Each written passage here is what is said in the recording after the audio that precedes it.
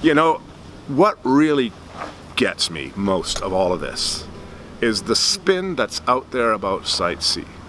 The reason why Site C is being built now is literally to deliver into LNG contracts that were signed with potential producers in BC that would give them access to cheap firm power in the order of 5.4 cents a kilowatt hour. You and I are paying more, about double that, if they proceed. But they couldn't deliver into those contracts unless they built Site C.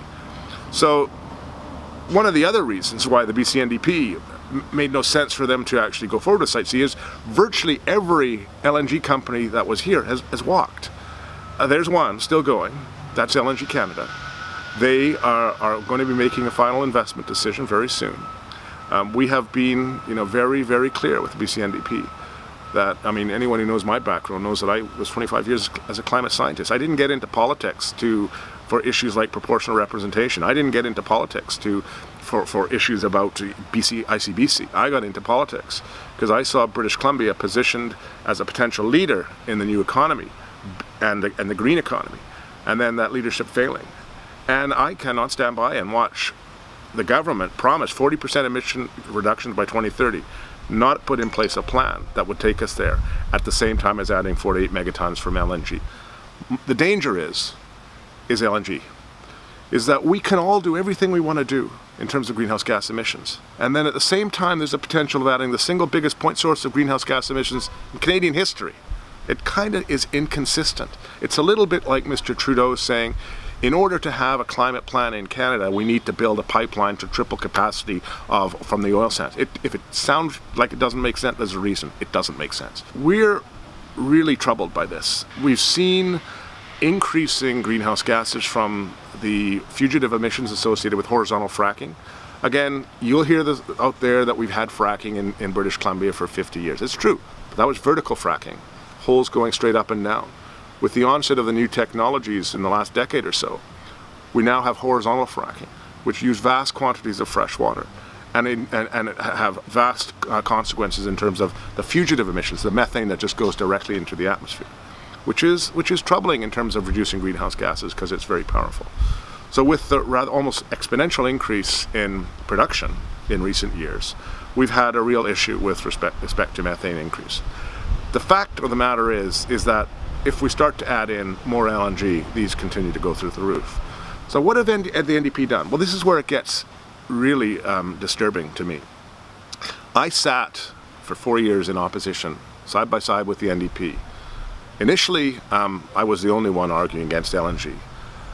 The NDP changed their views on this, and they came out strongly against LNG, the LNG Income Tax Act that the BC Liberals had put forward. Strongly against it. They came out strongly against Pacific Northwest. They came out strongly against what they called a generational sellout embodied in the LNG Income Tax Act. Well, guess what? Not only have the NDP done what the BC Liberals have done, they've taken it to a whole new level. They have proposed to scrap the LNG Income Tax Act. Like, go figure. The reason why the Liberals brought in the LNG Income Tax Act is because they'd literally given away the farm through royalty credits upstream. There used to be something, it gets technical, there used to be something called deep well credits. Those were designed to encourage exploration of deep natural gas fields that might have been costly and risky to do. So those credits were then extended to essentially all natural gas fields because they became horizontal credits too, for long horizontal drilling, which is basically everything. So that meant that the companies have accrued $3.2 billion of unused credits. That's credits that can be used against future royalties. We've basically given away the natural gas for free.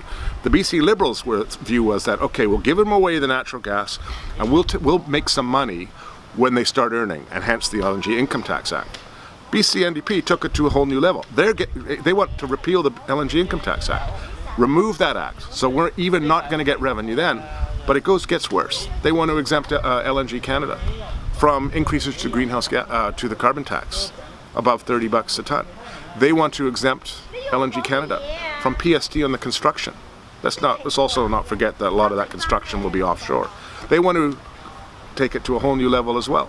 Initially, the Liberals said in their agreement with LNG Canada that if they used electricity to compress the natural gas from a gaseous phase to a liquid phase, that electricity would be allowable, would be costed at the industrial rate, so to speak. That is 5.4 cents or whatever it is a kilowatt hour. But it had to be electric compression because Premier Clark at the time was talking about the cleanest LNG in the world. Now the NDP has said, no, it doesn't really matter. You can use natural gas to compress. So think about the stupidity of this. We're going to have natural gas released through fugitive emissions to pipe natural gas. Then we'll burn natural gas to compress natural gas, to ship natural gas to be burnt. And we think we have a climate plan. On this issue, unequivocally, as a climate scientist, someone who's been here 25 years, someone who got into a field because of this issue, someone who took left my profession at the peak of my career, I will not be able to stand by and move forward in support of a government that does not have a climate plan that gets us to the targets that they campaigned on. We didn't campaign on 40% reductions by 2030. They campaigned on that. We find it, it's difficult to make targets unless you have a plan. We campaign on specific things we do. They campaigned on this plan, so show us the plan. When it comes to some of these upcoming debates, rest assured I've gone through Hansard, and I have some glorious quotes from now government, previously opposition MLAs hurling abuse at the BC Liberals about the generational sellout embodied in the LNG Income Tax Act. It'll be actually profoundly saddening that when I read these back, I'll be basically pointing out to these now government MLAs, look what you said. Where are your principles and your morals? But let's hope that doesn't happen. And that's honestly what I truly hope. I want a climate plan. I really want a climate plan. To me, that's critical. And I'm convinced we can do it if there continues to be a will to do it.